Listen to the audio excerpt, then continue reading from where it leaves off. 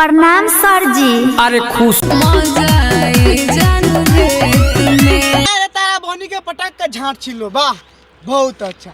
सुन तारा भाई लोग कैसे कहतिया भौजी कि मजा आई देत में। ए भौजी ए चुप सारा ए भौजी ए काम कर ए देख सही बना देख पेन यार इसलिए नहीं अच्छा लगता है भाई बन गया साला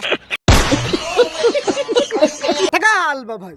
आज हम फिर से बात कर बानी भोजपुरी गाना के। भाई आज के वीडियो न बहुते अच्छा बा, ऐसे कहल चाहता नहीं कि वीडियो को पूरा देखा बहुत मजा आई। तो भाई लोग वीडियो बनाने के बस एक ही मकसद बा, एक ही मकसद है आप सभी को दिल से हंसाने के लिए, ना किसी को दिल से ठेस पहुंचाने के लिए। तो बिना कहना बकचोदी के आज के वीडियो स्टार्ट करता नहीं।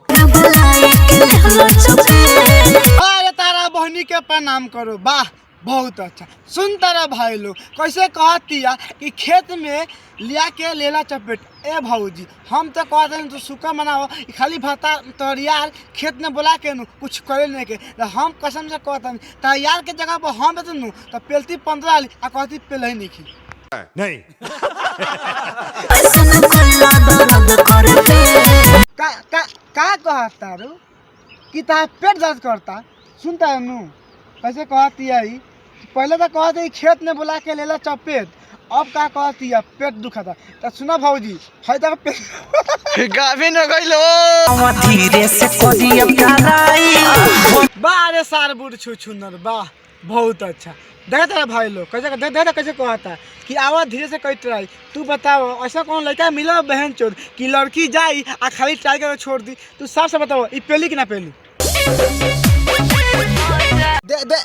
देखा तारा भाई लोग कैसे भौजी अपन हेता तो दूध देखा होता। देखा हम कह दे तो इनके लाभ खराब, लेकिन भौजी सच में देखा होता ऊ ना। देखा भाई लोग हम कहते नहीं नू ये भौजी हमारा लागत छिनरा गल बिया, मतलब देवे के चाहती है। अगर तुम्हारे घर में कोनो बड़के बहू बानू तब भेज दो लोगन ये छोड़ी से मंगा देम। काहे कि छोड़ी खुद कर ले फोन करके कि आओ हम ताके दे हम तो इनके ले के मन बा तो आओ ना तुम दिन पहले। बड़ा हरामी हो बेटा। बारे तारा बहनी के प्रणाम करो वाह बहुत अच्छा।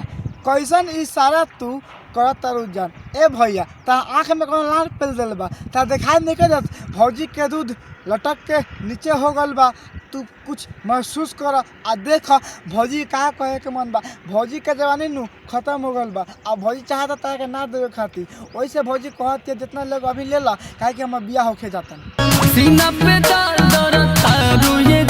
भैया तू का चाहता ना हमें के साफ से बताओ तू का चाहता ना। सुनता रहा भाई लोगन और गलती से भैया के कुछ गरिया देनू तो यूट्यूब वाला कहे कि तू बहुत गाली देता है वीडियो में। और बताओ तो एक बात सुनला के बाद हमारा झाँट लाल हो जाता तो क्या करी भैया के चाटी।